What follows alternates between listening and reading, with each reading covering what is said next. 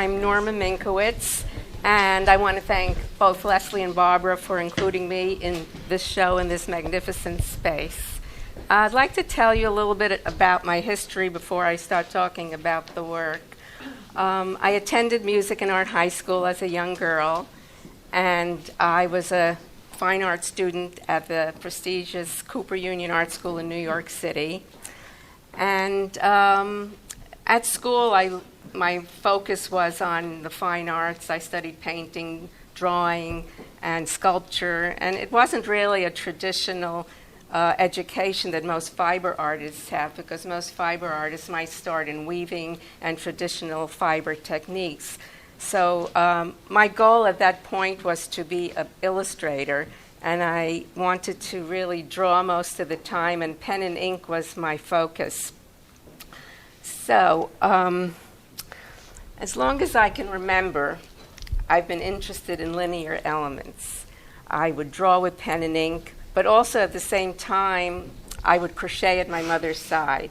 And using fiber was something that forced me into a sculptural direction.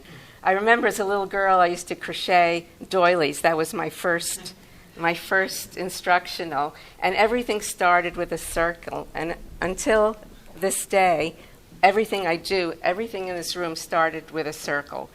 Circle, circle, and the drawings as well. But I wanted my work to be different. I have never called myself a craft artist. I just call myself an artist, because my material, although it is connected to a process that is called craft, it really has nothing to do with craft. It's what you do with the material. And I wanted to begin by showing you some of my earlier work to show you how I've progressed. And I did a few prints. This was one of my earliest works from 1974. So at the time when I was working with fiber, women who started working, or men who started working in that year and on, were generally called pioneers in the field, because it was a really new field, and it was the beginning of being accepted as an art form, although it's taken a while. And now you see artists working with fibers showing in MoMA and major galleries, and Louise Bourgeois has done patchwork heads. Robert Rauschenberg has used a quilt in one of his paintings. So I think fiber and fabric are now used by everybody, not everybody in the art field, not just artists who are called fiber artists. So when I first started working, I started doing these heavier forms that were more structured and were stuffed and were not as ethereal and open as the work that I'm showing here. In this particular piece, which is called Around and Around, I was using solid, opaque forms and a rigid structure for support, because the piece would not stand by itself, so there's actually a coffee can inside this. I also combined knitting and crochet, because this was a period when I was trying to find myself, looking for how I want to use the fiber. So everything around in the 1970s was experimental. I was using bright colors, I was using stuff forms, I was using trapunto, so it was a period of discovery. So I'll put these down later. If anyone wants to look at them, they can. In 1983, I did this piece called Shoebox in Flight, and this was a pivotal piece. I was still using fine threads when I crocheted around the shoe, stiffened the fibers, removed the shoe, and found that I had created this ethereal, open, transparent form that had so many possibilities, and it would lead to a new body of work, which it did. And in this method of working, process became part of the content, and structure and surface were achieved at the same time. I'm skimming. Of course, there were a lot more pieces in between the photographs I'm showing you. But then in the 1987 and on, I started doing these vessel forms. It was right after the shoe sculpture, which inspired this piece. And I don't know, they were transparent. The piece over there, when you walk in, is an example of that. It was, you could see the interior and exterior at the same time. And there were many possibilities, including putting objects within it to create a very mysterious, eerie, and often psychological kind of experience. This piece here was sort of a serene piece, and it kind of expressed an illusion of floating in space. All these pieces are in private collections. My work at this time now is in 31 museum collections, including the Connecticut Wadsworth Atheneum, Metropolitan Museum of Art, Boston Museum of Art, and many others. Often I would do a piece that was autobiographical, and this piece called I Can't Touch You, I did shortly after my mother died. And she was very important to me, and this piece expressed my feeling of remembering her but not being able to have any contact with her or touch her. So most of my pieces are open to interpretation but also are very personal, and this is one of these pieces.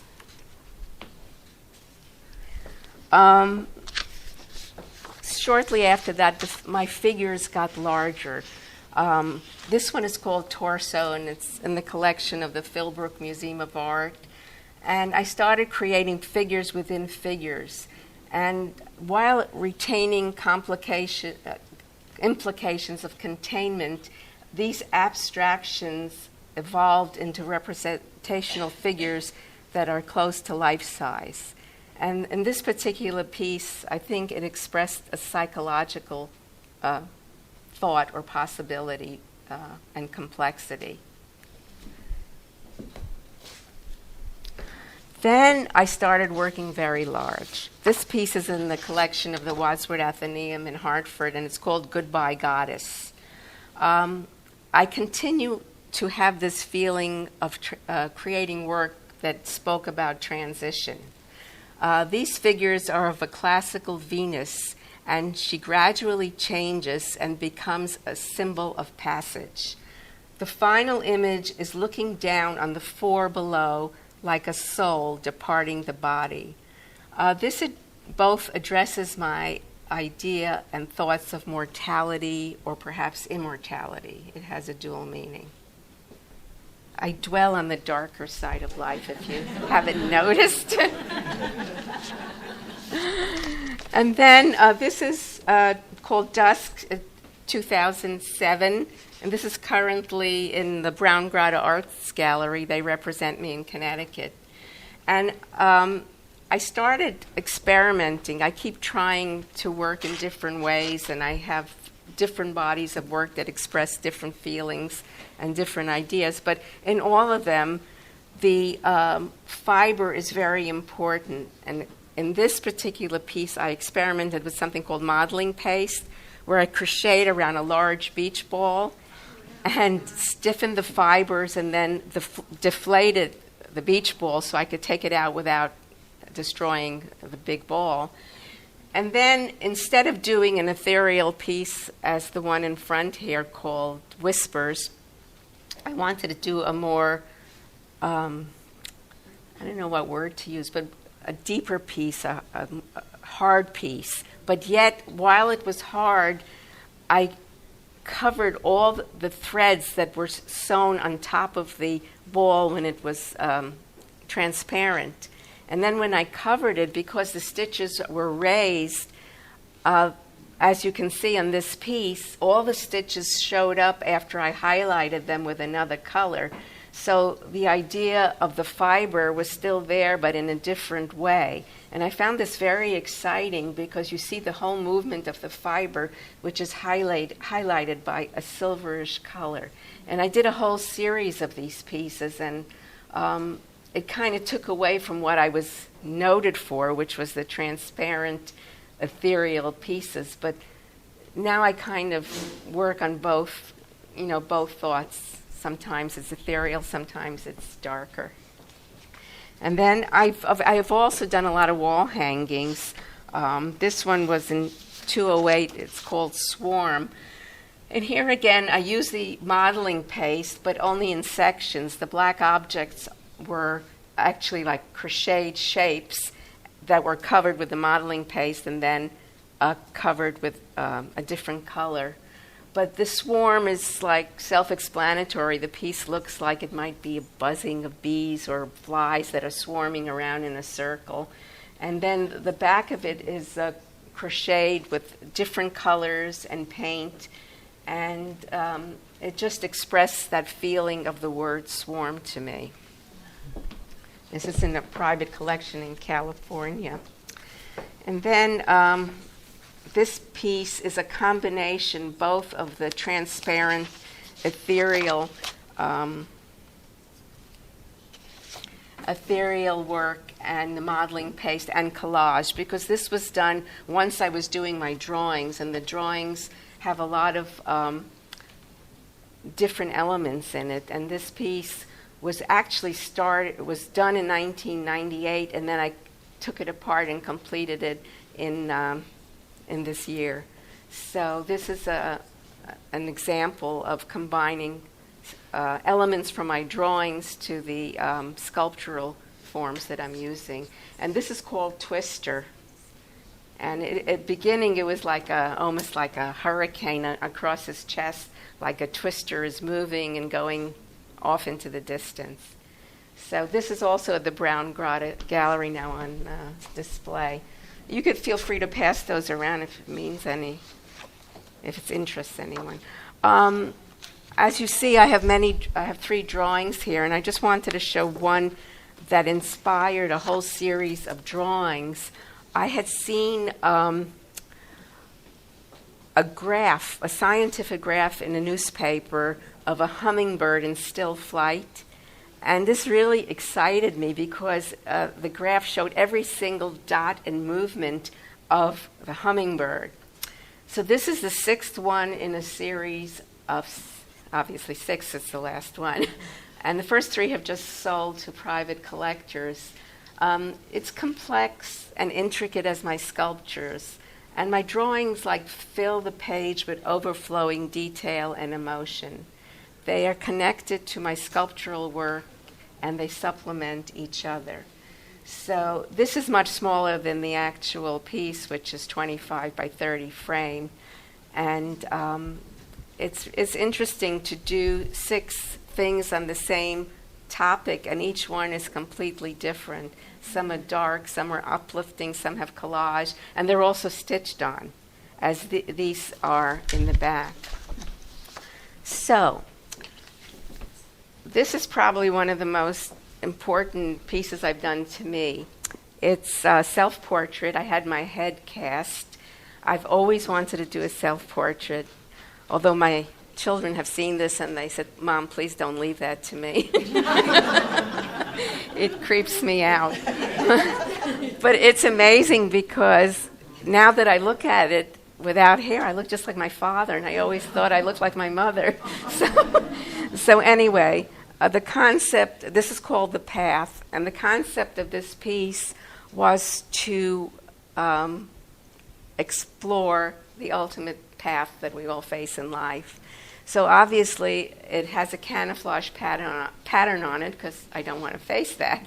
So I'm covering myself with a camouflage pattern. And each one of these are a branch from nature that I crocheted around. So the concept of crocheting around something is encasing it, covering, protecting it, or trapping it. So this was my idea of this piece, and it's in a nest formation, which has other connotations. It originally was in back, and then I had all the twigs going forward in a vertical line like a path, because it was more literal.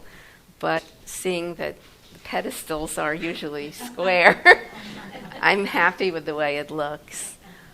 This is a piece that I just finished, and it's called Journey's End. And this is my big doily. I again started with a circle, and this just evolved. I crocheted this huge circle, and when it's finished, it becomes my canvas. And then I think about what I want to say and what the piece means to me, and I keep stitching on it. But the whole piece was equally transparent, but as you see, the bottom is heavier, and that's because I stitched more on it. And it's just another message of paths that we take and roads that we take in life. So most of my work has a meaning, and I just know what I'm going to say, like, as soon as I start working on it. I know where it's going, and this is such a piece. My drawings, these are all very new. I just started them, and they're very complex. I have a need to fill every inch of the paper. There's hidden meaning in it. It's almost like a Where's Waldo book. Like, the more you look, the more you find in there. Some of the images are from magazines. Some are collage. Some are stitched. There's a lot of stitching in here. This is collage.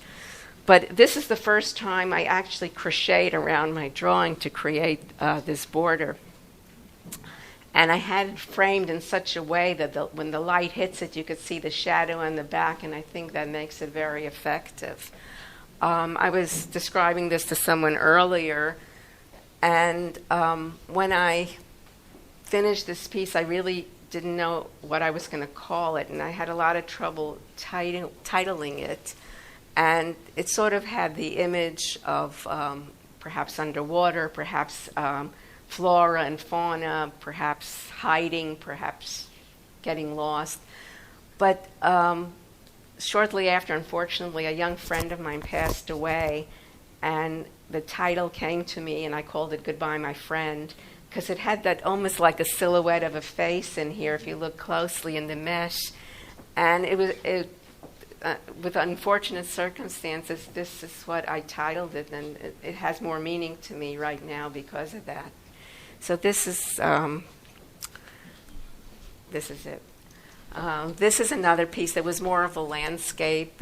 I called it Lunar Landing, perhaps looking for an alternative world or escaping or going someplace else. And it's just, I guess, a basic theme that I've used several times. And again, the shadows, I think, are very important. And this one is called Perils of Paradise. And if you look, there are a lot of little scary things in there. Animals, part animal, part human. Sometimes I combine the human with the biological or the botanical. That's the word I was looking for. So this is another piece mixed with collage, birds. And again, the shadow, I think, is very important. The piece over there, I'm not going to walk over to it behind the viewers, is called Are We the Same? And it was a commentary about the world today and how much integration, interracial marriage, and the mixing of DNA. And my concept with that piece was maybe someday we'll all be the same. And the little pellets inside are meant to exemplify DNA. I don't know, what do you call the little squares? I don't know. You know what I mean? Chromosomes? Yeah, there you go, chromosomes. And then I wrote on it. And then, of course, the flower is meant to be a beautiful, beautiful thing, even and because of the fact that it's combined with so many different colors. So does anyone have any questions? So I was just going to say we're going to do 2 questions here, and then if you want to do more questions with the 3 of them, okay. I think we'll go back and sit down. So we can do 2 questions now, and then whoever wants to stay for more, we'll go back and sit down. Yes. What do the little hands mean? Thank you. They're trying to escape. She wanted to know what the hands mean, because there are a lot of little hands coming out through it. And I guess it's the concept of trying to get out of the situation you're in, or to avoid it, or to get out, or pull someone else in. Who knows? So, any other questions? One more question? Okay, I guess we're ready for a group Okay, question. we'll go back. Well, thank you. Yes.